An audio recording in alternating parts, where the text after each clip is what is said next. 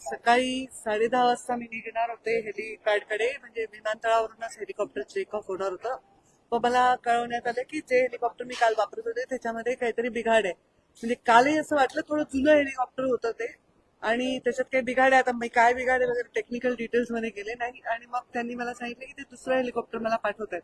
तर तेही हेलिकॉप्टर पाठवायला थोडा विलंब झालाय, नाही तर मी बाय कार जाऊन पहिली सभा तरी केली असती.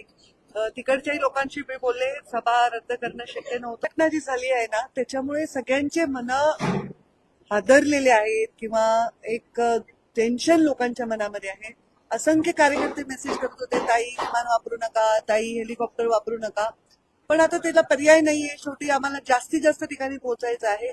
तर कोणी काही काळजी करायचं कारण नाही. मी हेलिकॉप्टरमध्ये बसायच्या आधीच त्यांनी क्लिअर केलं होतं की हेलिकॉप्टरमध्ये काय प्रॉब्लेम आहे आणि बदलावं लागेल. तर त्यामुळे काही काळजी करण्याचं तरी कारण नाही, आणि काम तर चालतच राहणार. चरेवेती आम्हाला काम करत राहावं लागेल. दौरा उशिरा का होईना सुरू झाला. हो, दौरा रद्द नाही होणार. काही झालं तरी दौरा पिका. कदाचित शेवटच्या 2 सभा रद्द होतील, कारण अंतर खूप आहे. मी पोचू नाही शकणार बाय कार देखील.